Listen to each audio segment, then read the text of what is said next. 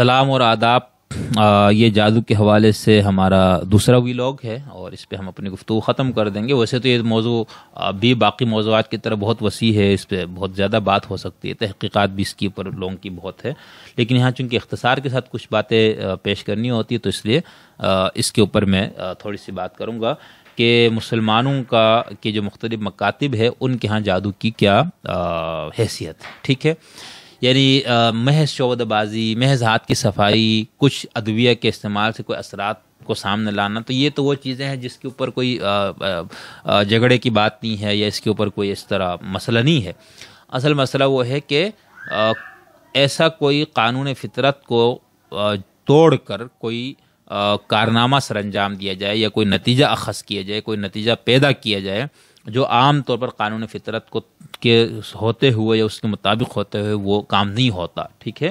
تو اس حوالے سے کیا جادو کی کوئی حقیقت ہے یا نہیں، تو اس پہ اس کے ہاں سب سے پہلے جو اہل سنت والجماعت جو سواد اعظم کا مسلک ہے اور دنیا بھر میں سب سے بڑا مسلک ہے مسلمانوں کا، ان کے ہاں یہ ہے کہ جادو کا امکان ہے، ٹھیک ہے، یعنی اس جادو کی حقیقت کا انکار نہیں کیا جا سکتا، لیکن ذیلی یعنی ان کے کچھ علماء کے انفرادی آراء ہے جو اس طرح سے اس سے اختلاف رکھتے ہیں، لیکن مجموعی طور پر ان کا تصور یہ ہے کہ جادو کی حقیقت ہے۔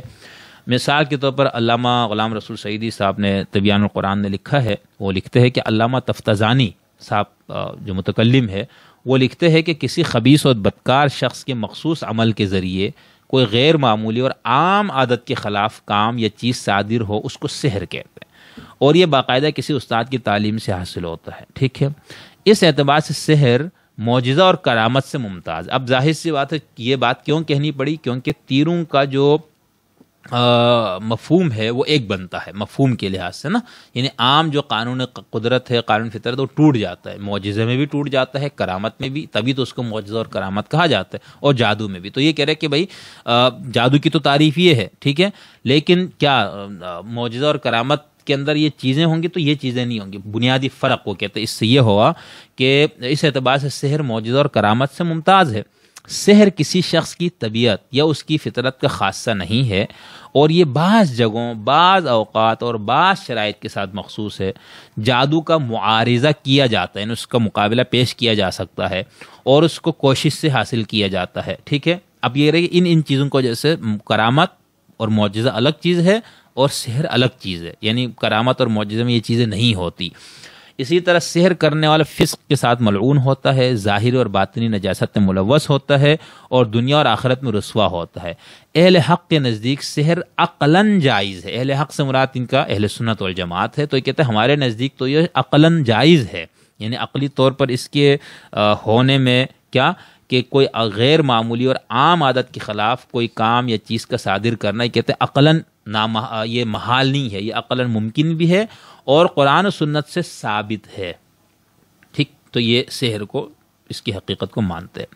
اسی طرح نظر لگنا بھی جائز اور ثابت ہے۔ پھر انہوں نے لکھا کہ معتزلہ جو ہے وہ سحر کی حقیقت کو نہیں مانتے، یعنی معتزلہ مسلمانوں کا جو عام طور پر عقلیت پسند ریشنلسٹ مقطع فکر جن کو سمجھا جاتا ہے یا کہا جاتا ہے وہ ہے، اور یہ ریشنلزم یا ریشنلسٹ یا عقلیت کا لفظ ہم جب معتزلہ کے ساتھ استعمال کرتے ہیں تو یہ خالص فلسفیانہ مفہوم میں نہیں ہے۔ فلسفے میں جب ہم ریشنلزم کی بات کرتے ہیں تو وہ بالکل الگ مفہوم میں، ٹھیک ہے، وہاں پر کسی الہامی متن اور کسی اور ذریعہ علم کو پر اعتماد نہیں کیا جاتا، وہاں محض عقل پر ہوتا ہے۔ لیکن مذہب کی تعبیر و تشریح میں عقل کو بہت زیادہ اہمیت دینا، اس وجہ سے ان کو ریشنلسٹ کہا گیا، اسی وجہ سے انہوں نے بہت سی ایسی چیزوں کا انکار کیا۔ تو یہ کہتے ہیں کہ معتزلہ جو ہے وہ سحر کی حقیقت کو نہیں مانتے، ان کا یہ کہنا ہے کہ محض نظر بندی ہے اور اس کا سبب کرتب ہاتھ کی صفائی اور شعبدہ بازی ہے۔ ہماری دلیل یہ ہے، یعنی علامہ صاحب کہتے ہیں اہل سنت وغیرہ کی، کہ سحر فی نفسی ہی ممکن ہے اور اللہ اس کو پیدا کرنے پر قادر ہے اور اس کا خالق، اور ساحر صرف فاعل اور کاسب ہے، اور اس کے وقوع اور تحقق پر تمام فقہائے اسلام کا اجماع ہے۔ تو انہوں نے تو یہ دعویٰ کیا، ٹھیک ہے۔ اسی طرح پھر انہوں نے آگے کچھ دلائل، ظاہر سے ہوتا ہے ایک مسلم عالم مفکر مفسر ہے تو انہوں نے قرآن اور سنت سے کچھ دلائل دینے کی کوشش کی ہے جس سے یہ ثابت ہوتا ہے کہ سحر کی حقیقت ہے، ٹھیک ہے، حالانکہ ان دلائل میں دونوں آرا موجود ہے۔ اس سے اگر معتزلہ حقیقت کو نہیں مانتے، یہ جدید معتزلہ ہمارے سر سید صاحب ہو گئے، وہاں سے لے کر اہل قرآن کا پورا فرقہ، پھر علامہ پرویز صاحب، اور آج بھی جو اس طرح کے لوگ موجود ہیں، تو کیا وہ قرآن کی ان آیتوں کو نہیں مانتے؟ ظاہر سی بات ہے وہ مانتے ہیں، تو ان آیتوں کی تعبیر وہ پھر اس انداز سے کریں گے جس سے اس سے سحر کا اس بات نہیں ہوگا، ٹھیک۔ اسی طرح حافظ ابن حجر عسقلانی نے لکھا ہے کہ سحر میں اختلاف ہے، ایک قول یہ ہے کہ اس کی کوئی حقیقت نہیں ہے، یہ صرف تخیل ہے۔ علامہ استربازی شافعی، علامہ ابوبکر رازی حنفی اور علامہ ابن حزم ظاہری کی یہی رائے۔ اب یہ اہل سنت کا میں نے آپ کو بتایا تھا کہ کچھ انفرادی آراء ہے جو اس بنیادی اس کے خلاف ہے، تو ان میں سے انہوں نے بتا دیا یہ لوگ ہے۔ علامہ نووی نے کہا ہے کہ صحیح یہ ہے کہ سحر کی حقیقت ہے، جمہور کی نزدیک قطعی ہے، عام علماء کی یہی رائے ہے، کتاب و سنت صحیحہ مشہورہ کی اسی پر دلالت ہے۔ البتہ اس میں اختلاف ہے کہ سحر سے انقلاب حقائق ہو جاتا ہے یا نہیں، یعنی کسی چیز کی ماہیت اور حقیقت بالکل تبدیل ہو جاتی یا نہیں، تو یہ کہہ رہے اس میں اختلاف ہے۔ جو کہتے ہیں کہ سحر صرف تخیل ہے، ٹھیک ہے، وہ اس کا انکار کرتے۔ ظاہر سی بات ہے، جب آپ نے اس کو صرف تخیل نظر بندی سے اس کی ڈیفینیشن کی، اس کی تعریف کی، تو پھر اس کا انقلاب حقائق تو ممکن نہیں ہے۔ اور جو کہتے ہیں کہ اس کی حقیقت ہے، اس کا اس میں اختلاف ہے کہ جادو کی تاثیر صرف کسی چیز کے مزاج میں ہوتی ہے، مثلا صحت مند کو بیمار کرنا، یا اس سے کسی چیز کی حقیقت بھی بدل جاتی ہے، مثلا پتھر کو حیوان بنا دینا۔ جمہور یہ کہتے ہیں کہ اس کا اثر صرف مزاج میں ہوتا ہے، اور بعض علماء یہ کہتے ہیں کہ اس سے حقیقت بدل جاتی ہے۔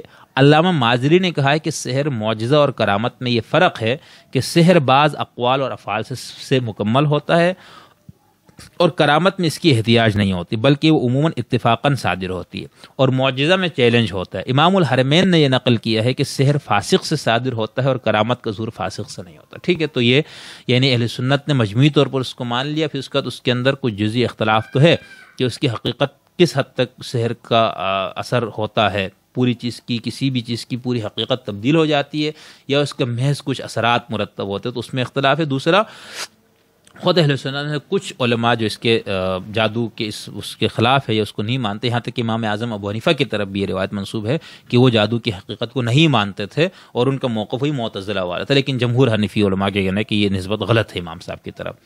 اچھا، اب ہم آتے ہیں امامیہ کی طرف، یعنی اہل تشیع کی طرف۔ تفسیر نمونہ کے اندر لکھا ہوا ہے کہ سحر کے معنی اور اس کی حقیقت کے بارے میں کہا جا سکتا ہے کہ جادو خارق عادت افعال کی ایک قسم ہے، یہ اپنی طرف سے انسانی وجود میں کچھ آثار پیدا کر سکتا ہے، اور بعض اوقات آنکھوں کا دھوکہ اور ہاتھ کی صفائی ہے، اور صرف نفسیاتی و خیالی پہلو رکھتا ہے۔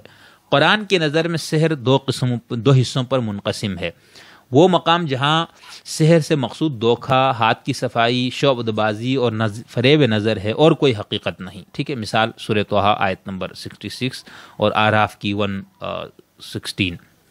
اور دوسری قسم، قرآن کی بعض آیت سے ظاہر ہوتا ہے کہ سحر کی بعض اقسام واقعاتی اثر انداز ہوتی ہے، ٹھیک ہے۔ یہ تو انہوں نے اپنا موقف دے دیا، یعنی کہ جادو کی حقیقت کیا ہے، اس کی مفہوم کیا ہے، اور پھر اس کے حوالے سے ان کا یہ خیال ہے کہ قرآن نے پھر لفظ سحر دو معنوں میں استعمال کیا۔ پاکستانی مجتہد اور مفسر علامہ آیت اللہ العظمی محمد حسین نجفی صاحب کی تفسیر فیضان الرحمن ہے، اس میں انہوں نے اس پر تھوڑی سی تفصیل سے بات کی۔ وہ لکھتے ہیں بعض علماء اسے محض فریب نگاہ اور قوت متخیلہ کی کارگزاری قرار دیتے ہوئے اسے ایک بے حقیقت چیز قرار دیتے ہیں، اور بعض اس کی واقعی تاثیر کے قائل ہیں، اور اس گروہ میں پھر اختلاف ہے کہ اس کی یہ تاثیر کس حد تک ہوتی ہے۔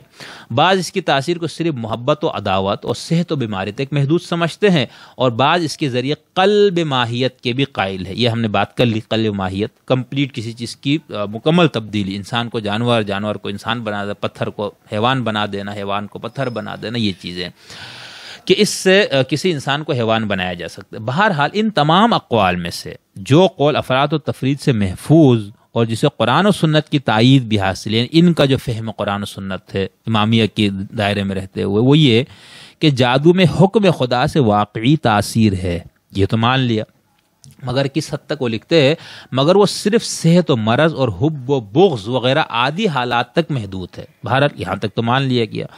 اس سے کسی چیز کی ماہیت تبدیل نہیں کی جا سکتی اور نہ ہی کسی کی زندگی کا خاتمہ کیا جا سکتا. ٹھیک ہے, تو یہی بات وہ ہے جو اہل سنت نے بھی بتایا, ابن حجر نے, کہ جمہور علماء کا یہی موقف ہے. تو اس حوالے سے اگر ہم اس مفہوم کو لیں تو شیعہ سنی ایک اس پہ ہے, اور اہل سنت میں سے کچھ علماء اور پھر معتزلہ ان کا موقف بالکل اس سے الگ ہے. ٹھیک ہے, یہ تو ہو گیا جادو کی حقیقت سے متعلق مسلم بڑے مکاتب کا خیال. اس کے بعد ہے جادو کی شرعی حیثیت کیا, یعنی اگر اس کا اثر ہے جتنا بھی ہو تو اس کا سیکھنا, سکھانا, اس پہ عمل کرنا. تو اس کے حوالے سے تبیان القرآن میں علامہ غلام رسول سعیدی صاحب نے بہت تفصیل سے تمام فقہی مسالک کا دیے امامیہ کے علاوہ, اور پھر انہوں نے خلاصہ اس کا یوں دیا ہے کہ امام مالک اور امام احمد کے نزدیک ساحر مطلقاً کافر ہے, اور امام شافعی اور ابو حنیفہ کے نزدیک ساحر مطلقاً کافر نہیں ہے.